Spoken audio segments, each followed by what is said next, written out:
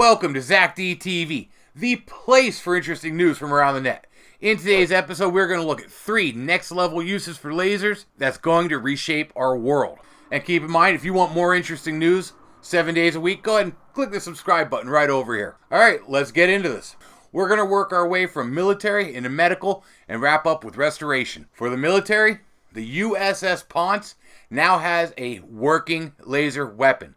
This is no longer a test. This is not an experiment. This is not proof of concept. This is in operation.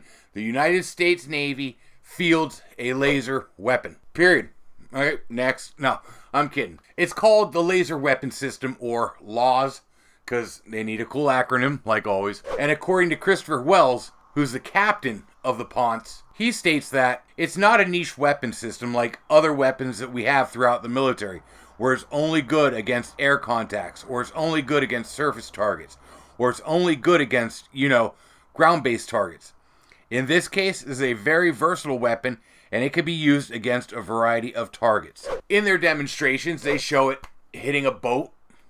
They also show it taking a drone down out of the air. And when asked if it could hit a missile, Captain Wells' response was maybe. They are developing a second gen of this weapon that will definitely shoot down missiles. That's the whole goal. But his response was maybe. One of the great things about this system, while it does cost about $40 million per system, it only costs about $1 a shot. It comes with its own electrical generator, so it's not even sucking power off the ship. And when you compare that price to, say, a Tomahawk at $1 million per missile, you could see the amount of savings. Another cool thing about this weapon is because it is obviously light-based, you don't have to lead your target.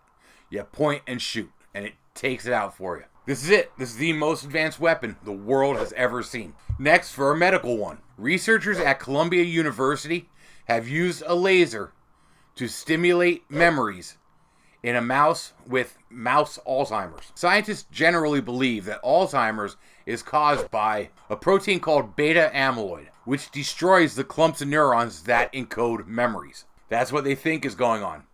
Well, this science disproves that. For this experiment, they took a group of mice and trained them to fear the scent of lemon. They do it using electrical shocks and scent. They then waited until mouse Alzheimer's set in half the mice. They then tested and proved that these mice forgot the fear of lemon scent, while the control group that didn't have Alzheimer's totally remembered to fear that smell. The scientists also genetically encoded these mice so that their cells would light up, yellow for memory storage and red for memory retrieval. After the experiment, they put all the mice into a CT machine, and they found what they expected. The control group all lit up like normal, and the mice with the Alzheimer's were showing less activity in the memory centers that should store these memories. They also found that some of the mice were having false memories.